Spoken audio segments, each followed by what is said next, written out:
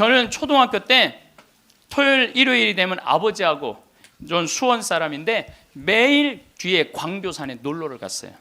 광교산에 가서 가재 잡고 메뚜기 잡고, 가을이면 도토리 줍고 밤 따고 감서리하고, 그 다음에 도라지 캐고 더덕 캐고. 그러니까 초등학교 때 며칠 전에 성복동 성당이라는 곳에 강의를 갔는데 광교산 밑에 있더라고. 다 생각이 나요. 상강교, 하강교, 뭐 미군 레이더 기지, 뭐 주한말 농장, 뭐 쫙 지금도 40년 전 일인데 머릿속에 아직도 그 즐거웠던 추억이 그대로 남아 있어요. 나 초등학교 때 공부했던 기억은 거의 없어요. 매일 놀러 다녔던 기억.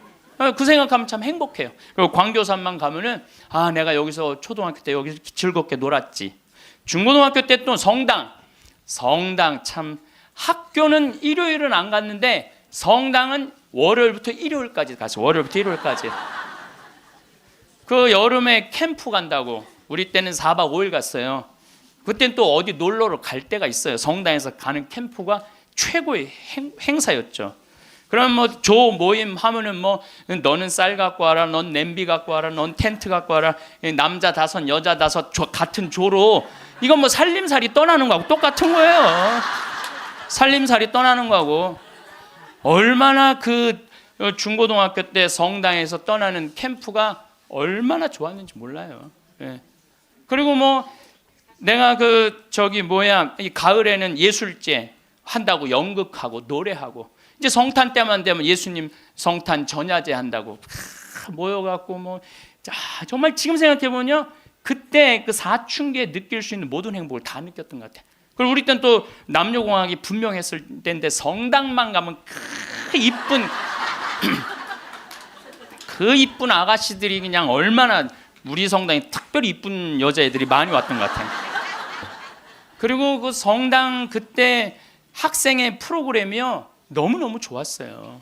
지금 애들이 학원에 다니지만 우리 때는 뭐 학원 그런 게 어디 있어요.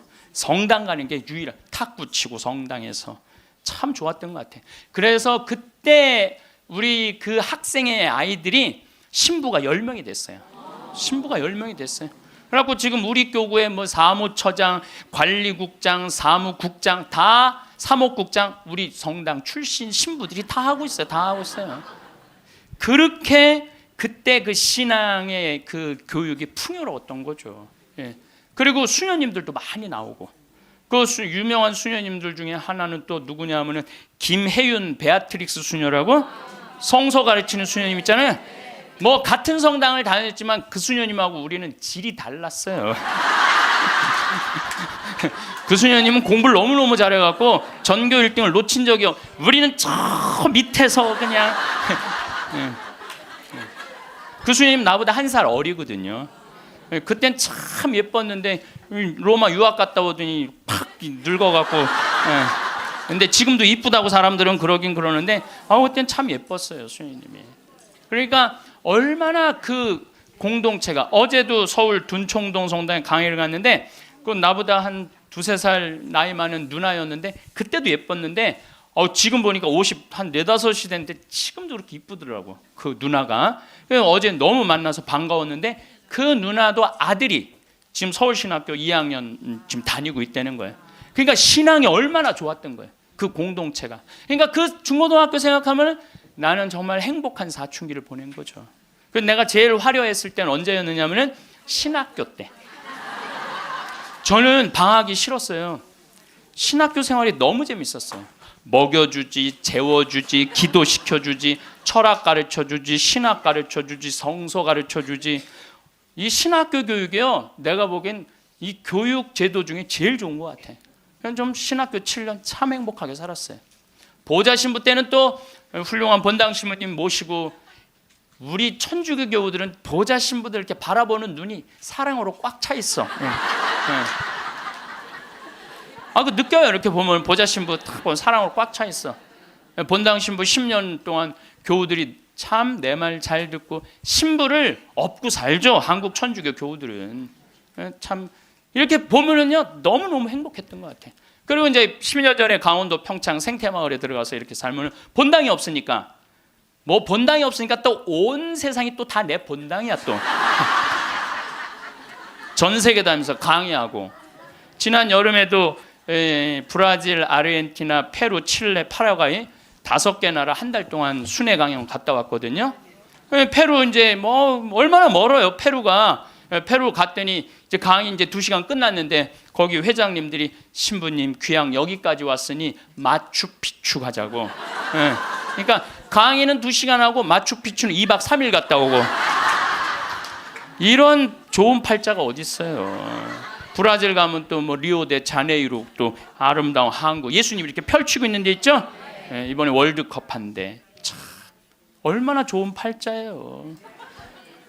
깔라파테라고 아르헨티나 맨 밑에 빙하 있는데 신부님 환경하시니까 꼭 보셔야 된다고. 세상에 이렇게 돌아보면 난 웃으면서 죽을 수 있을 것 같아요. 또 작년에는 내가 또 아침마당에도 출연했잖아. 아침마당. 평화방송도 모자라서 아침마당까지. 그냥 아침마당을 2번을 강의를 나갔었는데 목요 특강 2번을 강의를 나갔었는데 보통 목요 특강 시청률이 7% 정도 된다고 그래요. 근데 전 2번 다 10.4%가 나왔어요. 이게 뭐 물론 그 3.4%는 우리 천주교 교우들이 봐줘서 올라간 건지 내가 알고 있죠. 천주교 교우들이 봐줘서 올라간 거 알고 있는데 나는 그 목요 특강 하려고 그러면 새벽 4시에 집에서 나와야 돼요. 새벽 4시에 이제 또 눈이 항상 오니까 겨울에 작년에도 마지막 강의 12월 27일인가 나왔는데 그 눈길을 헤치고 와서 이제 딱 가면은요 여의도에 도착하면은 깜짝 놀랐어요. 여자 둘이서 달겨 들어가고 막 화장을 1시간 동안 하는 거. 화장을 1시간 동안. 평화방송은 생전 화장 안 해주는데 화장을 1시간 동안. 이제 그리고 이제 강의가 끝나고 이제 평창에 집에 들어갔는데 생태마을이 난리가 난 거야. 왜 그런가 했더니 그 강의를 들으면서 실시간 검색어가 1위였대요. 그리고 전국에 우리 교우들이 아니고 일반인들이 전화해갖고 거기 신부님 생태마을 자랑하는데 거기 가보고 싶다고. 근데 할머니 한 분이 성당도 안 다니는 할머니가 전화해갖고 오늘 그 강의한 신부님 어쩜 그렇게 유쾌하고 우리 마음을 잘 아느냐고. 근데 그렇게 유쾌한 신부님이 아직도 전화해 되도록 왜 혼자 사느냐고. 그거 좀 장가 좀 보내라고 그 직원들이. 아니 저를 염려해 주는 게 우리 천주교 교우들만 염려해 주는 게 아니라 성당 안 다니는 할머니도 염려해 주니 이게 얼마나 행복한 신부예요. 그래서 이게 죽을 때 웃으면서 죽을 수 있을 것 같아요. 난 정말 행복했다. 우리가 죽을 때 뭘 갖고 가느냐면은 추억 갖고 떠나는 거. 추억. 내가 이렇게 인생을 돌아봐서 야, 난 정말로 즐거웠어. 나 정말로 행복했어. 이런 추억이 있는 사람이 죽을 때 행복하게 죽을 수 있어요. 여러분들도 가만히 인생 돌아봐서 즐거웠던 추억이 하나도 없어. 고생만 슉샬나게 한 추억밖에 없어. 그렇다면 여러분들 인생 잘못 사는 거예요. 오늘 추억이 하나도 없는 분들은 추억을 만드세요. 프로그램을 짜세요. 신부님은 신부로 사니까 팔자가 좋아서 그렇지 우리는 얼마나 힘든지 몰라요. 사는 거. 무슨 우리가 즐거운 추억이 있어요. 저도 여러분들 힘들었을 때 많았어요. 인생 50살밖에 안 됐지만은 돌아보면 즐거웠었던 일만 있었던 거 아니에요. 근데 여러분들 사람은요 과거를 돌아봤을 때 고통스럽고 괴로운 것만 기억하는 사람은요 악해져요. 악해지게 돼 있어요. 근데 즐거웠던 것만 의도적으로 기억하려고 하면 선해지게 돼 있어요. 저도 사기 많이 당했어요. 이 세상에 사기 쳐먹기 제일 쉬운 사람이 신부예요. 신부. 세상 물정 모르니까 사기도 많이 당했고 배신도 많이 당했어요. 그래갖고 아픔이 많았었어요. 근데 가만히 내 인생을 돌아보면 내가 사기당했을 때 내 상태가 어땠었냐면 욕심이 꽉 차 있었을 때. 그러니까 내가 강의 때 여러분들 욕심 부리지 말라는 게 그냥 하는 말이 아니라 이 온 몸에서 경험을 하고 나온 말이에요. 온 몸에서 경험을 하고 나온 얘기, 그냥 하는 얘기가 아니에요. 온 몸에서 나온 거죠. 또 뭐 배신도 많이 당했고. 그런데 내가 이렇게 요한복음을 읽어보면 예수님이 막 이 루카복음에도 마테오복음에도 이런 악마가 와서 유혹을 해요. 돌도로 빵대라고 그러고 산에서 뛰어내리라고 그러고 성당에서 교회 종탑에서 뛰어내리라고 그러고 그랬을 때 예수님이 한마디 한마디가 그게 다 내 인생에 나도 저런 유혹이 있는데 예수님은 안 빠졌는데 난 다 빠졌던 거야. 나는 다 빠졌던 거야. 그러면서 제가 깨달은 게 있어요. 아, 욕심 부리지 말아야 되겠구나. 그리고 하느님을 더 사랑해야지 사람을 더 사랑하면은 꼭 고통이 오는구나. 그리고 이제 좋았던 것만 기억을 하는 거야. 나빴던 기억을 자꾸 하면요 인생이 우울해요. 습관이에요, 습관. 여러분들 그 불행한 사람들 며칠 전에 그 신문에 아주 재미난 게 나왔어. 불행한 사람 10가지 특징이 나왔어. 자신과 남의 단점만 본다. 불행한 사람들은요 자신과 남의 단점만 본대요. 그 다음에 두 번째, 변화시킬 수 없는 것에 대한 걱정을 한다. 그러니까 과거를 집착하는 거야. 과거에 내가 왜 그랬을까? 안 바뀌어요, 과거는. 그 다음에 쉽게 포기한다. 뭘 하다가 그냥 금방 포기하는 사람, 이 사람 불행해진다는 거죠. 운동을 하지 않는다. 운동하는 사람이 행복해요. 그래서 여러분들 꼭 운동하셔야 돼. 뭐 이건 이번 다음 달 강의에 꼭 하겠지만은, 그 다음에 성취 불가능한 목표를 세운다. 성취 불가능한 목표를 세운다. 건강에 좋지 않은 음식만 골라 먹는다. 그러니까 우리가 행복하려면 건강에 좋은 음식을 먹어야 돼. 우리 청국장 가루 같은 거, 이런 거. 얼마나 좋아요, 이 청국장 가루 같은 거. 나도 오늘 아침에 좀 일찍 나오는 바람에 청국장 가루를 저는 그냥 제가 일어나자마자 제가 타 먹어요, 맹물에. 그걸 먹으면요 기분이 참 좋아요.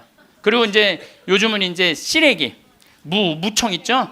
우리 생태마을에 그냥 온 생태마을에 무청이 널려 있어요 지금. 그걸 보고 있으면 기분이 좋아요. 그 시래기 탁 삶아갖고 무쳐갖고 밥을 비벼 먹으면, 우리 생 청국장에다 밥을 비벼 먹으면 너무 맛있어.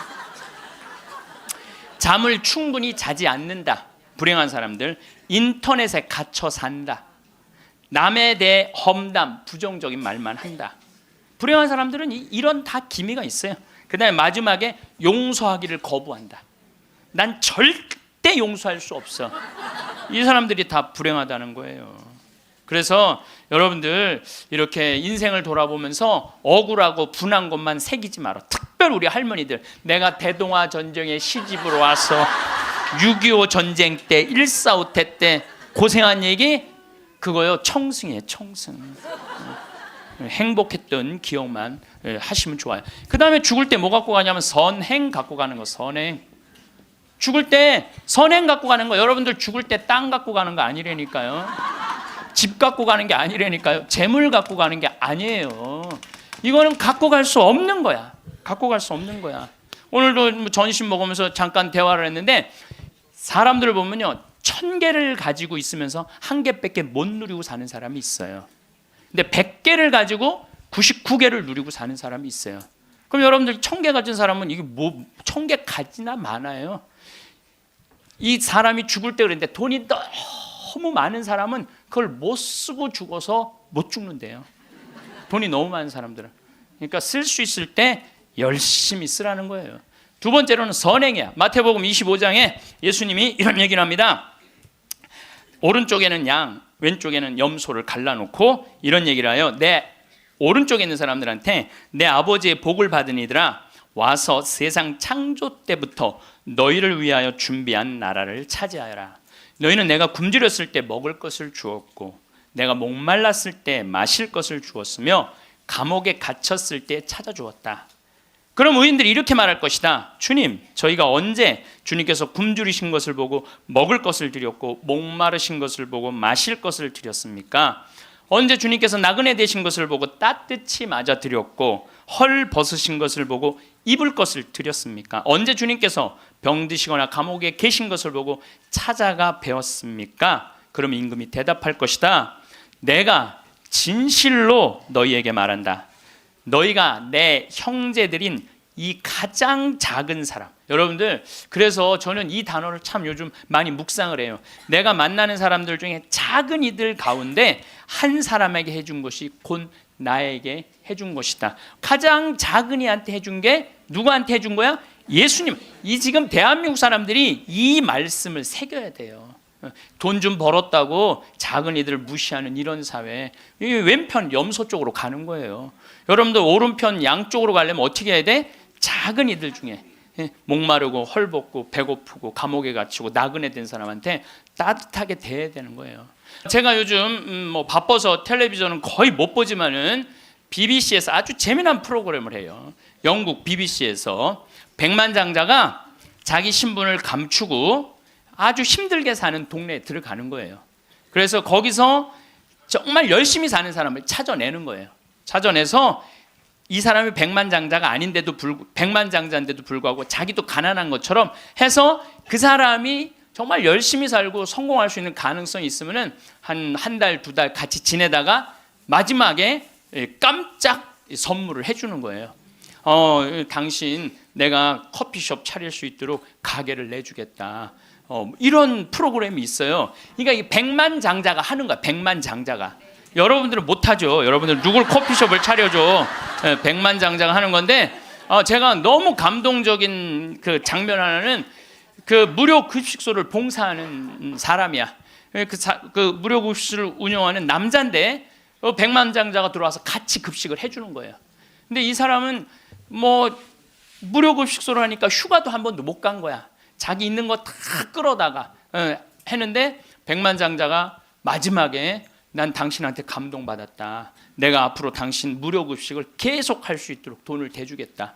근데 더 기가 막힌 거는 가만히 보니까 봉투를 하나 더 줘요. 더 주면서 가만히 보니까 당신 무료급식소 하느냐고 휴가 한 번을 못 갔는데 이거는 당신 자신을 위한 휴가 비행 티켓이고 호텔 예약권이다. 자신을 위해서도 휴가를 한번 가라. 막 저 그걸 보는데 막 가슴이 막 먹먹하더라고요. 그러니까 돈 많은 사람이 좀 그렇게 살았으면 좋겠어. 돈 많은 사람이 그렇게 살았으면 좋은데 우리나라 부자들은 그런 멋이 없어요. 근데 영국 BBC에서 그걸 하니까 미국에서도 요즘은 해요. 그래서 이 백만장자들이 어려운 사람들을 가서 계속 깜짝깜짝 그러니까 사회가 건강해지는 거예요. 그 백만장자가 그 무료급식 한다고 몇 년 동안 3년 동안 휴가도 한 번 안 간 사람한테 자신을 위해서도 시간을 내라고, 남을 위해서 희생만 하지 말고. 왜냐하면 사람이요 남을 위해서 너무 희생하다 보면 지쳐요.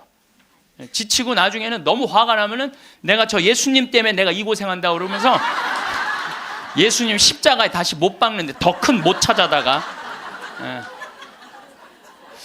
저는 지난 월요일 날 너무너무 놀란 사건이 있었어요. 이게 참 신기해요. 성남에 사는 할머니, 할머니도 나이가 85, 할아버지는 90인데 나한테 40억을 들고 왔어요. 그래갖고 교구청에서 그 아주 서류를 다 해놨어. 법무사까지 다 와서 다. 그래서 어저께 그러니까 월요일 날 40억을 기증을 받았어요. 할머니가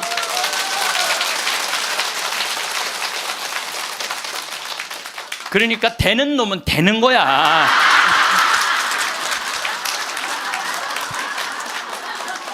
그래서 할머니한테 물어봤어요. 이 많은 돈을 왜 나한테 기증을 하느냐? 그랬더니 신부님 제가 강의를 듣는데 신부님이 잠비아에 농업대학을 세우고 싶다고 그런 게 있는데 대학을 세우는 건 또 내가 저 잠비아 농장 꾸미는 거하고는 또 다르잖아요. 근데 저 신부님이 지금 저렇게 열정적으로 일을 하는데 나는 이제 떠날 날이 얼마 남지 않았는데 근데 그래서 이제 신부님한테 기증을 하기로 했다고. 근데 할아버지가 더 멋있는 거야.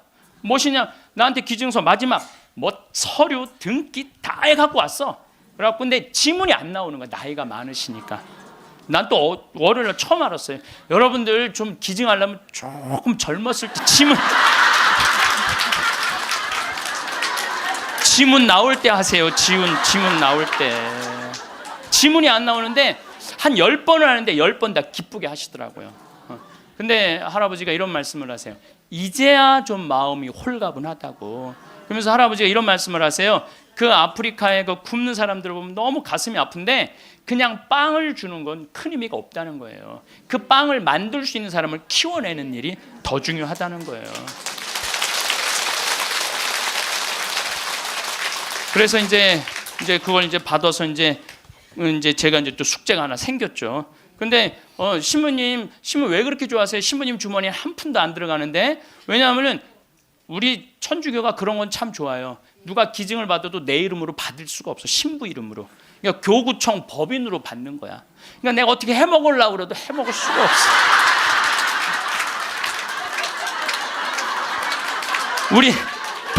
우리 주교님 도장을 훔쳐야지 해먹을 수 있는 거니까. 주교님 도장을 훔쳐야지.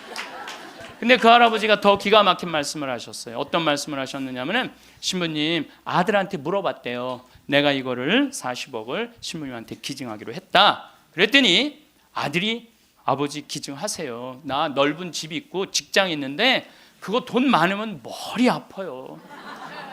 그 아들도 기가 막히죠. 아니 뭐 법적으로 뭐 소송도 한다는데. 그래서 여러분들 제가 말씀드리는 거는 우리가 죽을 때 갖고 가는 게 땅이 아니라니까요. 집이 아니고 재물이 아니에요. 뭐냐면 선행이야. 선행. 내가 뭔가 베풀 수 있는 선행이 있어야 돼요. 그래서 여러분들도 내가 돈이 없다라면 마음으로라도 나눌 줄 알아야 돼. 마음으로라도. 예. 그래서 여러분들 신부님 저는 주머니에 돈 한 푼도 돈이 부처님이 그랬잖아요. 나눠라 그러니까 저는 부처님 아무것도 가진 게 없습니다. 부처님이 뭐라고 그래요? 왜 네가 가진 게 없냐? 네가 사람들하고 대화할 때 따뜻하게 웃어주는 것도 나누는 거다. 누가 사람이 얘기를 할 때 네가 자세를 낮추고 경청하는 것도 그것도 나누는 거다. 공손한 것도 나누는 거다. 여러분들 꼭 돈으로 나눠야 돼? 아니에요. 마음으로도 얼마든지 우리가 나눌 수가 있는 거예요. 록펠러라고 있어요. 미국 부자. 이 사람 죽었는데 얼마나 부자냐면 1850년도에 태어난 사람인데 55살에 전 세계의 90%를 줘요. 세계에서 최고로 부자였어요. 55살에 이 사람이 불치병을 딱 판정을 받아요. 1년밖에 못 산다고. 1년밖에 못 사니 전 세계 최고의 부자인데 55세 1년밖에 못 사니 얼마나 기가 막혀요. 병원에서 탁 나오는데 이렇게 보니까 병원 정가운데 뭐라고 써 있느냐면은 받는 자보다 주는 자가 행복하다. 그거를 봐요. 그거를 보고 막 가슴에 전율을 느껴요. 어떤 전율을 느끼냐면 자기는 돈이 그렇게 많은데도 준 적이 없는 거야.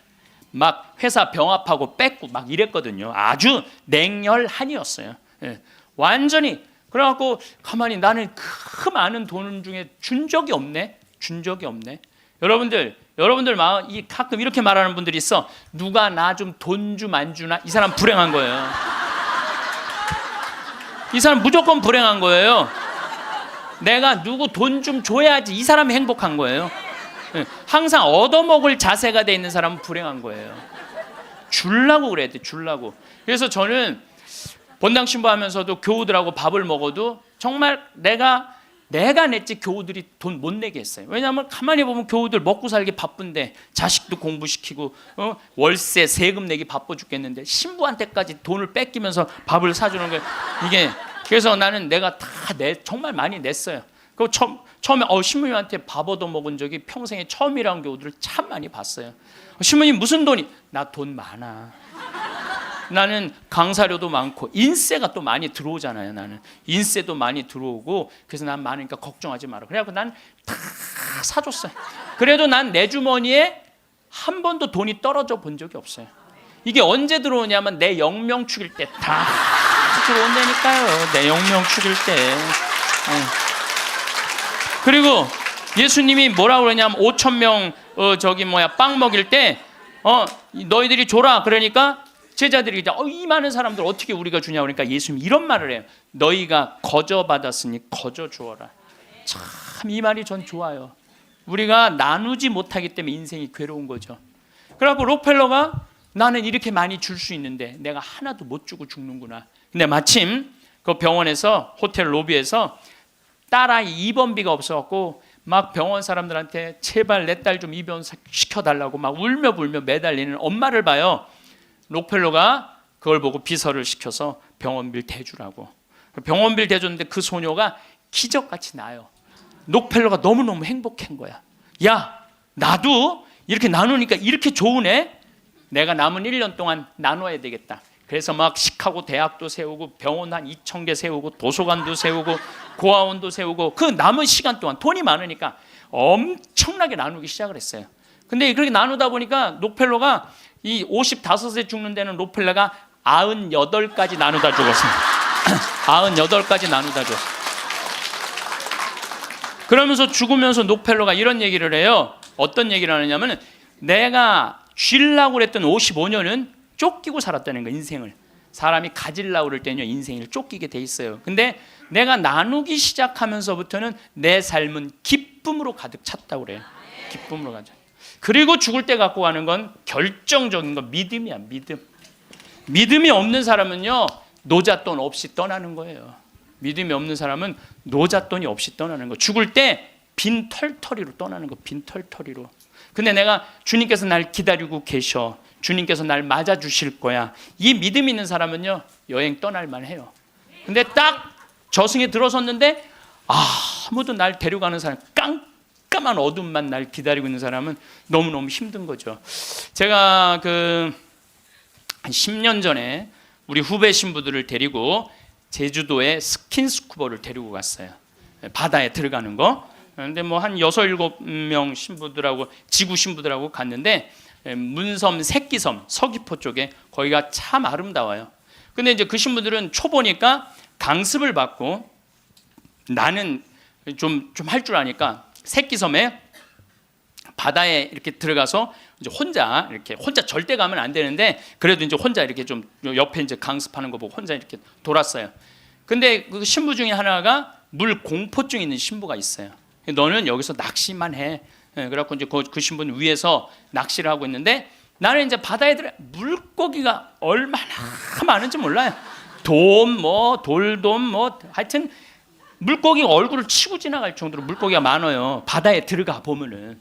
그래갖고 이제 한 바퀴 한 30분 이제 다이빙을 하고 나와서 그 후배 신부한테 물어봤어요. 물고기 좀 잡았어? 이 신부가 한다는 얘기가 신부님 한 마리도 없나 봐요.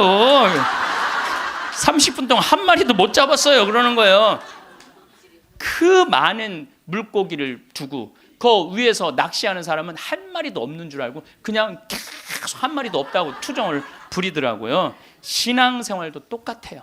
신앙생활도 내가 하느님을 믿고 하느님 안으로 빠져들면은요 그 안에는 온 세상이 하느님의 섭리야.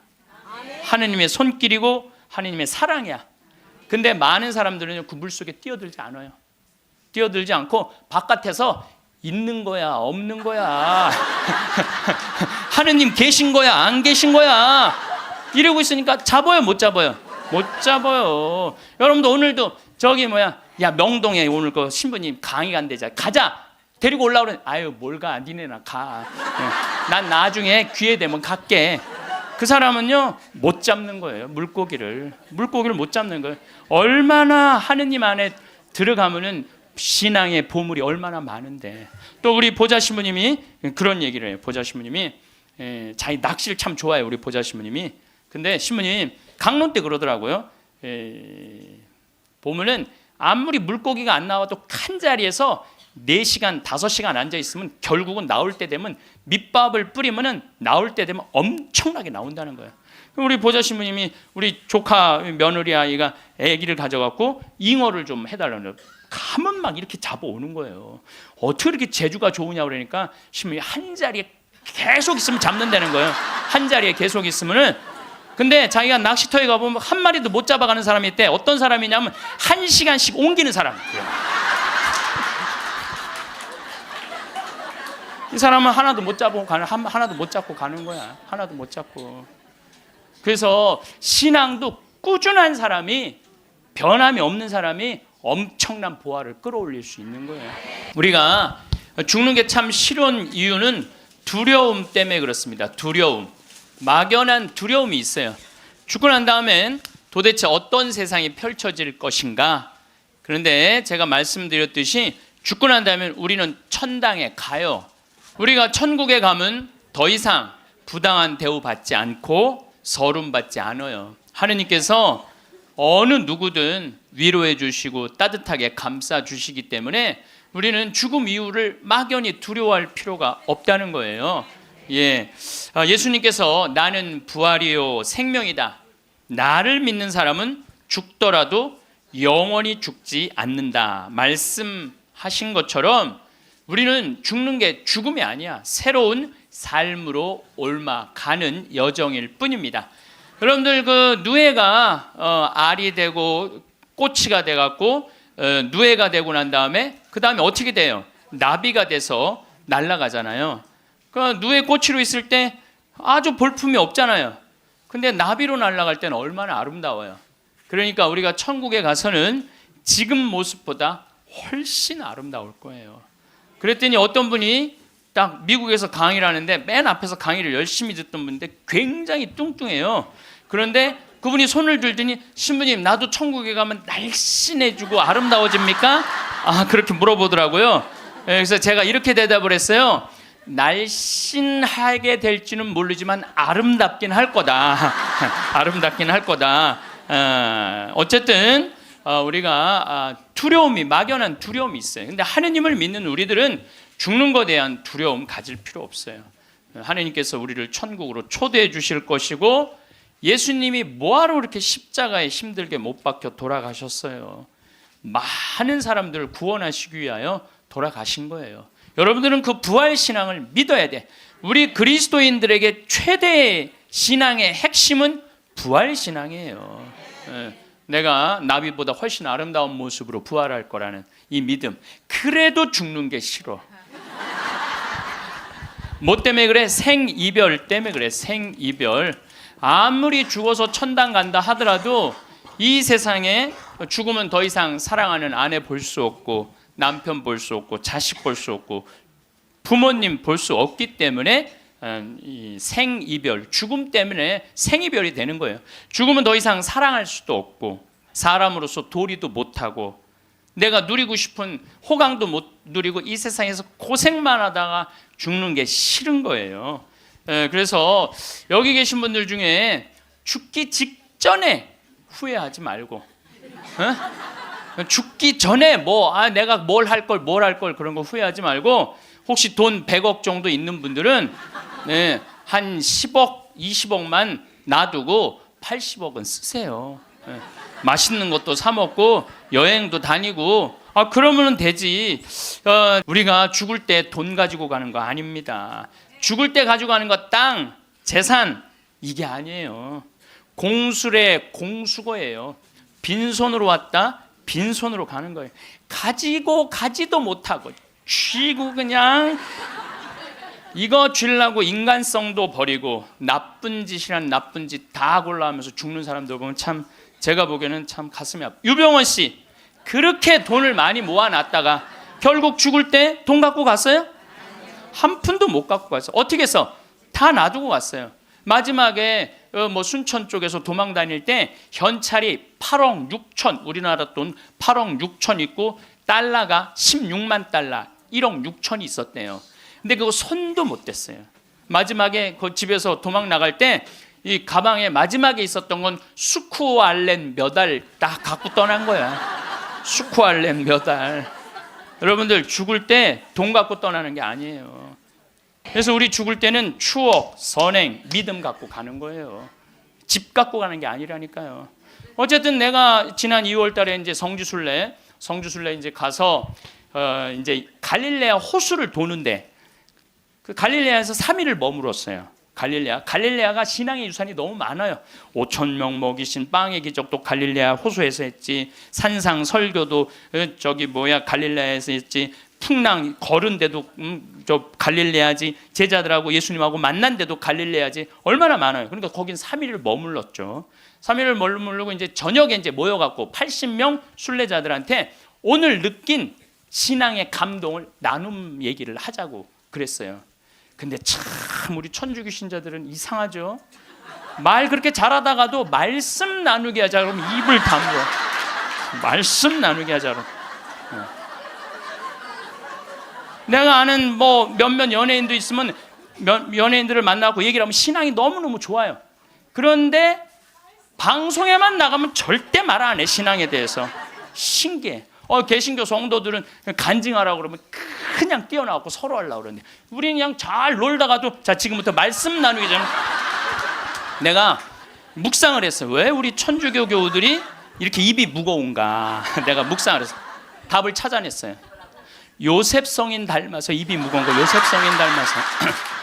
요셉 성인이 참 입이 무거워요. 보면은 아니 장가를 가려고 딱 했는데 마리아가 애를 배 갖고 온 거야. 기가 막히잖아요. 나는 손도 잡은 적이 없는데 그럼 일반 사람이면 뭐라 그럴 거냐. 친구들한테 야 얘기 좀 하자. 야, 난 너무 고민이 있어. 아니 마리아가 결혼도 하기 전에 애를 배웠네. 이거 어떻게 하면 좋지? 분명히 이렇게 얘기했을 거예요. 근데 요셉 성인은 아무한테도 말하지 않고 혼자 파혼하기로 혼자만 마음속으로 생각을 해. 우리 천주교 교우들하고 똑같은 거예요. 12살 때 예수님 3일 동안 잃었다가 3일 만에 찾았어. 3일 동안 근데 나는 요셉 성인도 참 대단해요. 내 애도 아니고 그렇잖아요. 내 애도 아니고 마누라도 내 마누라도 아니야. 사실은 그렇잖아요. 그런데 그 아이하고 그 엄마를 12년 동안 책임졌다는 건요 보통 사람 아니면 못해요. 참 우직한 분이죠. 근데 3일 만에 잃어버렸는데 얼마나 애가 타게 찾았겠어요. 찾고 난 다음에 성모님이 얘야 네 아버지와 내가 너를 얼마나 찾았는지 모른다. 나는 이 말도 참 묵상을 많이 하는 말 중에 하나예요.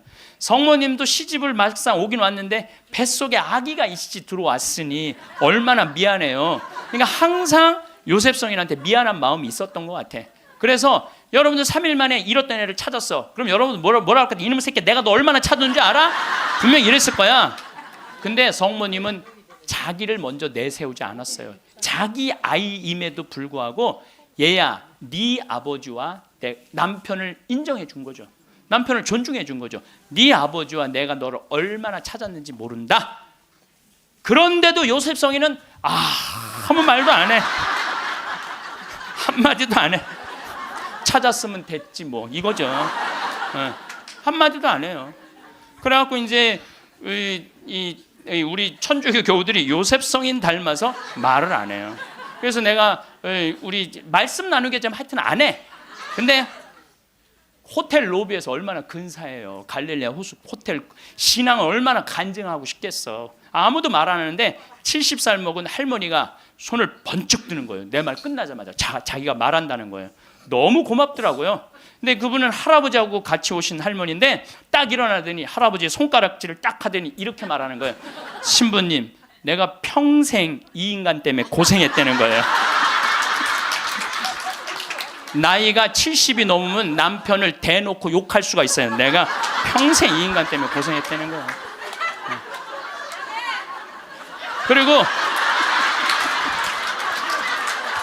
그리고 자기가 자식 셋 키웠는데 70이 됐는데 자기한테 자식들이 고맙다고 말 한마디 안 하고 남편이 그 잘난 반지 목걸이 한번 사준 적이 없다는 거예요. 속에서 우라통이 터지더래요. 내가 그렇게 고생을 해서 자식들을 키우고 남편 뒷바라지를 했는데 나의 고생을 알아주는 사람이 하나도 없더래. 갈비 먹고 싶을 때 와서 갈비 사주는 놈 한 놈도 없다는 거예요. 근데 어느 날 갑자기 내가 방송에서 나오더니 그러더래요. 늙어서 왜 갈비가 먹고 싶으면 자식이 사줘야 되냐. 그지근성을 버려라.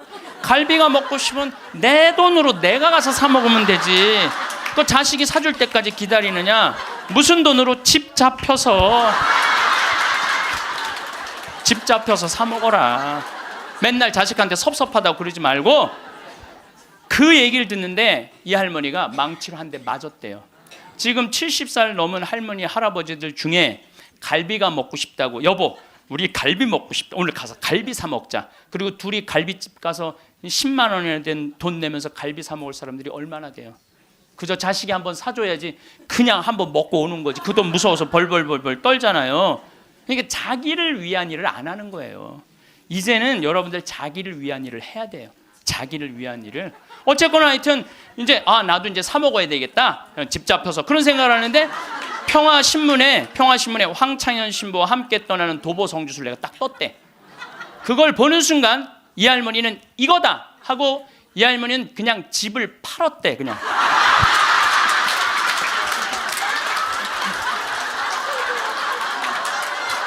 집을 팔았대요.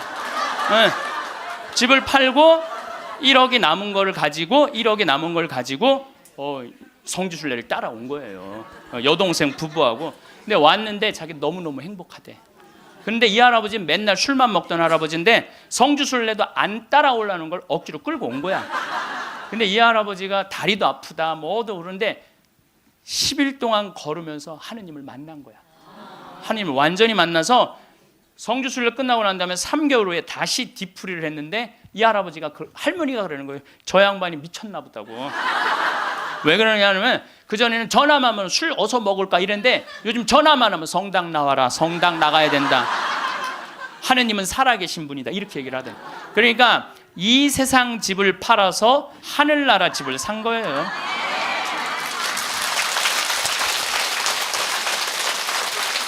그러니까 여러분들도 제발 이 세상에 너무 얽매이고 연연하지 말라는 거예요.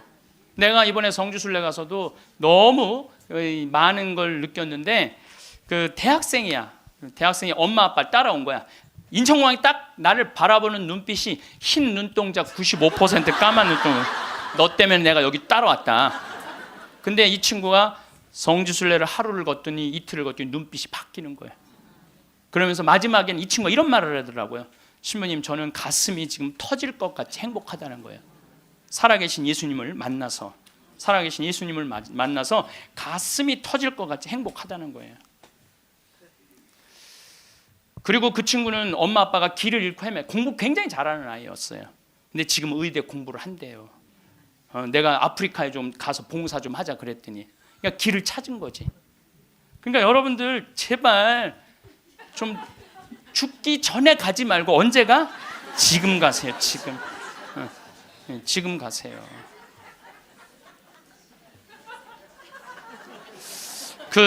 요 얘기만 하고 다음 강의로 넘어가겠습니다. 제 조카를 작년에 잠비아를 남자아이를 데리고 갔어요. 근데 얘가 갔다 오고 나서 말라리아가 걸렸어요. 근데 빈센트 병원에 입원을 했는데 빈센트 병원에서 자기네들은 우리 풍토병이 아니기 때문에 컨트롤 못 한다는 거예요. 그래서 여기 국립 의료원으로 끌고 왔어요. 죽기 일보 직전이었어요. 내가 조카 하나 죽이나 보다. 내가 내 평생에 그렇게 열심히 기도했는데 하느님 제발 살려주십시오. 그래서 안 돼갖고 서울대 병원에 유명한 의사도 좀 해갖고 좀 어떻게 해갖고 어쨌든 하여튼 기도가 통했는지 살아났어. 근데 얘가 국립대학 다니다가 그거 끝나고 내가 대학을 때려쳤어요. 대학을 때려치고 삼촌 내가 죽기 직전까지 가보니까 내가 하고 싶은 거 해야 되겠어. 얘가 내 목소리하고 똑같아요. 그래서 뮤지컬 학과를 다시 간 거야. 요즘은 매일 뮤지컬 연극 지금 학교 다니면서 매일 공연하러. 이 아이는 나 볼 때마다 삼촌 나 너무 행복해. 그러니까 여러분들 사람이 죽기 전에 후회하는 게 뭐냐면 왜 내가 그걸 못 해봤을까 이걸 후회한다는 거예요. 그러니까 이 얘기는 내가 다음 시간에 할 텐데 죽기 전에 후회하지 말고 지금 하라는 거. 지금 기도 바치겠습니다. 성부와 성자와 성령의 이름으로 아멘. 당신을 보면 괜히 눈물이 납니다. 사랑의 눈물, 속죄의 눈물, 기쁨의 눈물, 피부를 비집고 들어오는 당신의 살 냄새도 괜히 눈물이 납니다. 생명 속에 사랑으로 스며듭니다. 우리의 속죄 모두 지시고 사랑으로 거두시는 당신 모습에 죽음과 부활을 다시 봅니다. 하늘과 땅 사이에 다시 나시고 지금도 나를 위해 살아계시는 사랑의 깊은 영광 당신입니다. 당신을 보면 괜히 사랑에 젖어 사랑의 눈물이 절로 납니다. 가시관 쓰신 모습, 피에 젖어도 인자한 모습에 눈물이 납니다. 십자가에 못 박혀 돌아가실 때 우리의 생명 다시 난 것을 마음 깊이 눈물 절로 납니다. 당신을 보면 괜히 눈물이 납니다. 우리는 흔히 후회 없는 삶을 꿈꿉니다. 그런데 후회 없는 삶이란 무엇일까요? 모든 것을 완벽하게 해내고 실수 하나 없이 살아가는 것일까요? 아닙니다. 후회 없는 삶이란 오늘을 사랑으로 채우는 삶입니다. 지나간 일을 되돌릴 수는 없지만 지금 이 순간을 어떻게 채워가느냐는 우리의 선택입니다. 그 선택이 모여 우리의 인생이 됩니다. 사랑은 거창한 일이 아니라 순간을 놓치지 않으려는 마음입니다. 사랑이라는 단어를 들으면 보통 사람을 떠올립니다. 가족, 친구, 소중한 이들을 생각합니다.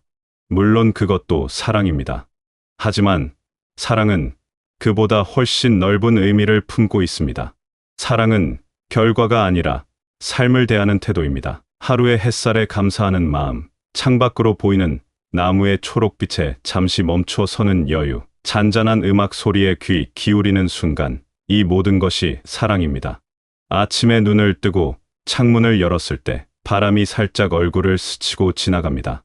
그 순간을 그냥 지나치지 않고 느낄 수 있다면 그것이 바로 사랑입니다. 밥을 먹을 때 음식의 맛을 음미하고 누군가 건넨 말 한마디에 귀를 기울이고 길을 걷다가 피어있는 꽃 한 송이를 발견하고 미소 짓는 것, 이 모든 것이 사랑으로 하루를 채우는 방법입니다. 사랑한다는 것은 놓치지 않는 것입니다. 바쁘다는 핑계로, 익숙하다는 이유로, 당연하다는 생각으로 지나쳐버리는 순간들이 너무 많습니다.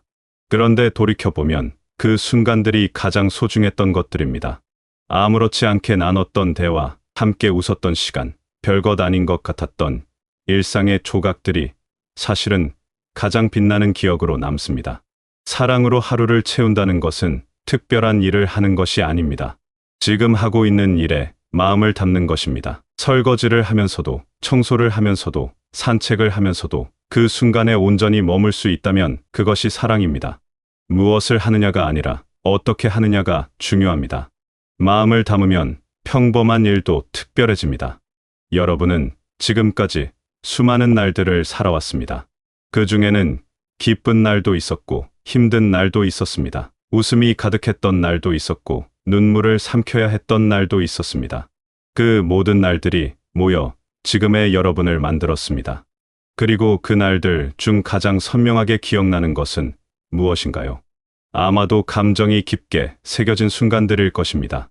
기쁨이든 슬픔이든 감동이든 놀라움이든 마음이 움직였던 순간들이 기억으로 남습니다. 추억은 과거의 잔상이 아니라 오늘을 살아가게 하는 마음의 등불입니다. 우리가 진짜로 남기는 것은 기록이 아니라 추억입니다. 사진이나 일기도 좋지만 진짜 추억은 마음속에 새겨진 감정입니다. 어린 시절 뛰어놀던 골목길의 풍경, 처음 자전거를 탔을 때의 설렘, 비 오는 날 창가에 앉아 빗소리를 듣던 기억, 이런 것들은 사진 속에 없어도 마음속에 생생하게 살아 있습니다. 추억은 과거에 머물러 있지 않습니다. 추억은 현재를 더 아름답게 살게 하는 에너지입니다. 힘들 때 떠올리면 힘이 되고, 외로울 때 생각하면 위로가 되고, 지칠 때 기억하면 다시 일어설 수 있게 합니다. 좋은 추억이 많은 사람은 어떤 상황에서도 희망을 잃지 않습니다. 마음속에 쌓아둔 아름다운 기억들이 삶의 버팀목이 되기 때문입니다. 그렇다면 좋은 추억은 어떻게 만들어질까요? 특별한 일을 해야만 추억이 되는 것은 아닙니다. 평범한 하루도 얼마든지 아름다운 추억이 될 수 있습니다. 중요한 것은 그 순간을 어떻게 받아들이느냐입니다. 감사하는 마음으로 받아들이면 평범한 순간도 특별해집니다. 함께한 사람에게 마음을 열면 짧은 만남도 깊은 인상으로 남습니다. 추억을 만드는 것은 결국 지금 이 순간을 얼마나 소중히 여기느냐에 달려 있습니다. 나중에 돌아봤을 때 미소 지을 수 있는 순간을 만드는 것, 그것이 추억을 쌓는 방법입니다. 그러려면 지금 이 순간에 집중해야 합니다. 과거를 후회하거나 미래를 걱정하느라 현재를 놓치지 말아야 합니다. 여러분이 지금 하고 있는 모든 일, 지금 만나고 있는 모든 사람, 지금 느끼고 있는 모든 감정이 미래의 추억이 됩니다. 지금이 바로 추억의 시작입니다. 이 사실을 기억한다면 매 순간을 더 소중하게 대하게 될 것입니다. 무심코 지나칠 수 있는 순간들이 다르게 보일 것입니다. 오늘을 사랑으로 채우면 내일은 추억으로 반짝입니다. 이것이 인생의 아름다운 순환입니다. 오늘 사랑하고, 오늘 웃고, 오늘 기억하세요. 그것이 바로 추억의 씨앗입니다. 지금 뿌린 씨앗이 나중에 아름다운 꽃으로 피어납니다. 지금 나눈 웃음이 나중에 따뜻한 위로가 됩니다. 지금 건넨 말 한마디가 나중에 큰 힘이 됩니다. 후회 없는 삶은 먼 미래의 결심이 아니라 지금 이 순간의 선택입니다. 우리는 종종 나중에라는 말을 합니다. 나중에 시간이 나면, 나중에 여유가 생기면, 나중에 기회가 되면 하겠다고 말합니다. 하지만 나중이란 시간은 오지 않습니다. 우리에게 주어진 시간은 언제나 지금뿐입니다. 그래서 지금이 중요합니다. 지금 할 수 있는 일을 미루지 말아야 합니다. 지금 전할 수 있는 마음을 숨기지 말아야 합니다. 오늘 아침에 본 하늘이 어떤 색이었는지 기억하시나요? 오늘 만난 사람에게 따뜻한 말을 건넸나요? 오늘 마음이 움직이는 순간이 있었나요? 이런 작은 것들이 모여 하루를 만들고 하루가 모여 인생을 만듭니다. 거창한 계획이나 큰 목표가 없어도 괜찮습니다. 오늘 하루를 마음을 담아 살아가는 것만으로도 충분합니다. 매일매일이 완벽할 수는 없습니다. 때로는 힘든 날도 있고 마음이 무거운 날도 있습니다. 그럴 때조차도 작은 순간들에서 사랑을 찾을 수 있습니다.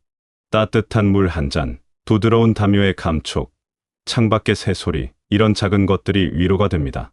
힘든 날에도 작은 사랑을 찾아내는 것, 그것이 삶을 견디게 하는 힘입니다. 이 인생의 가치는 길이에 있지 않고 얼마나 깊이 느끼며 살아가느냐에 있습니다. 하루를 살아도 깊이 느끼며 살 수 있고 많은 날을 살아도 무감각하게 살 수 있습니다. 중요한 것은 시간의 양이 아니라 질입니다. 얼마나 많은 날을 살았느냐가 아니라 그 날들을 얼마나 의미 있게 채웠느냐가 중요합니다. 깊이 느끼며 산다는 것은 감각을 열어두는 것입니다. 보고, 듣고, 느끼고, 맛보고, 만지는 모든 순간에 깨어있는 것입니다. 습관적으로 살아가는 것이 아니라 매 순간을 새롭게 경험하는 것입니다. 같은 길을 걸어도 매번 다른 것을 발견할 수 있습니다. 같은 하늘을 봐도 매일 다른 아름다움을 느낄 수 있습니다. 깨어있는 마음으로 살아간다면 평범한 일상도 경이로움으로 가득합니다. 그리고 깊이 느끼며 산다는 것은 관계에서도 마찬가지입니다. 형식적인 만남이 아니라 진심을 나누는 만남, 겉으로만 웃는 것이 아니라 마음으로 웃는 것들은 척하는 것이 아니라 진짜로 귀 기울이는 것, 이런 것들이 관계를 깊게 만들고 삶을 풍요롭게 합니다. 미래의 여러분이 지금을 돌아볼 때 미소 짓는다면 그게 가장 아름다운 삶입니다. 나중에 돌이켜봤을 때 후회하지 않으려면 지금 최선을 다해야 합니다. 완벽하게 할 필요는 없습니다. 다만 마음을 다해야 합니다. 진심을 담아야 합니다. 그렇게 살아간다면 나중에 돌아봤을 때 부끄럽지 않을 것입니다. 추억은 마음의 앨범입니다. 사진첩처럼 언제든 꺼내볼 수 있습니다. 힘들 때, 외로울 때, 길을 잃은 것 같을 때 마음의 앨범을 펼쳐보세요. 거기에는 여러분이 웃었던 순간들, 사랑했던 순간들, 행복했던 순간들이 가득합니다. 그 기억들이 여러분에게 말할 것입니다. 괜찮다고, 다시 일어날 수 있다고, 여러분은 충분히 잘하고 있다고 말입니다. 그리고 지금 이 순간도 언젠가는 추억이 될 것입니다. 지금 여러분이 보고 있는 풍경, 지금 여러분 곁에 있는 사람들, 지금 여러분이 느끼고 있는 감정, 이 모든 것이 나중에는 소중한 추억이 됩니다. 그러니 지금을 소홀히 하지 마세요. 지금이 바로 미래의 추억을 만드는 시간입니다. 사랑으로 하루를 채우는 것은 거창한 일이 아닙니다. 작은 것에서 시작됩니다. 아침에 일어나 창문을 열고 심호흡하는 것, 밥을 먹으며 감사하는 것, 길을 걷다가 하늘을 올려다보는 것, 누군가에게 안부를 묻는 것, 이런 작은 일들이 모여 사랑으로 가득한 하루를 만듭니다. 그리고 그런 하루들이 모이면 사랑으로 가득한 인생이 됩니다. 특별한 사건이나 큰 성공이 인생을 의미 있게 만드는 것이 아닙니다. 매일매일을 어떻게 살아가느냐가 인생의 의미를 만듭니다. 하루하루를 사랑으로 채워간다면 그 인생은 틀림없이 아름다운 인생이 될 것입니다. 때로는 지치기도 하고 무기력해지기도 합니다. 모든 것이 의미 없게 느껴지는 날도 있습니다. 그럴 때일수록 작은 것에 집중해 보세요.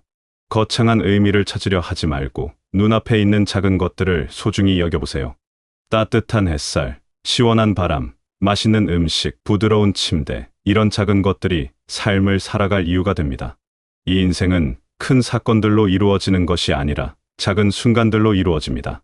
평범한 하루하루가 모여 인생이 됩니다. 그래서 평범한 날을 소중히 여겨야 합니다. 특별한 일이 없는 날도 의미 있게 만들 수 있습니다. 마음만 먹으면 매일이 특별해질 수 있습니다. 사랑으로 하루를 채운다는 것은 결국 현재를 사는 것입니다. 과거에 얽매이지 않고 미래를 걱정하지 않고 지금 이 순간을 온전히 살아가는 것입니다. 지금 여기에 있는 것들에 감사하고 지금 할 수 있는 일을 하고 지금 느낄 수 있는 것을 느끼는 것입니다. 여러분의 인생은 여러분이 만들어갑니다. 매 순간의 선택이 쌓여 인생이 됩니다. 오늘 어떻게 살아갈지, 무엇에 마음을 쓸지, 어떤 태도로 하루를 맞이할지, 이 모든 것이 여러분의 선택입니다. 그리고 그 선택들이 모여 여러분의 인생을 만들어갑니다.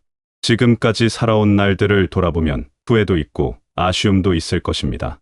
하지만 그 모든 것이 지금의 여러분을 만들었습니다. 과거를 바꿀 수는 없지만 지금부터는 달라질 수 있습니다. 오늘부터 하루를 사랑으로 채워가면 됩니다. 늦은 것은 없습니다. 지금이 바로 시작하기 가장 좋은 때입니다. 여러분의 마음속에는 이미 수많은 아름다운 추억들이 있습니다.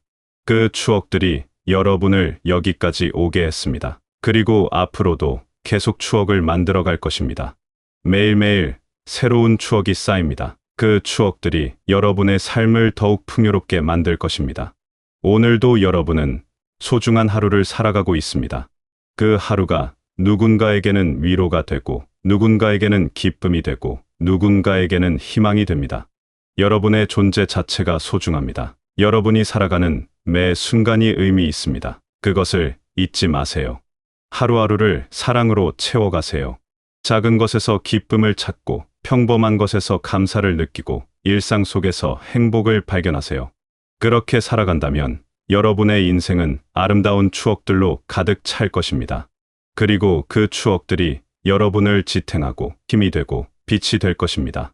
지금 이 순간도 소중합니다. 이 글을 읽고 있는 지금, 이 시간도 나중에는 추억이 될 것입니다.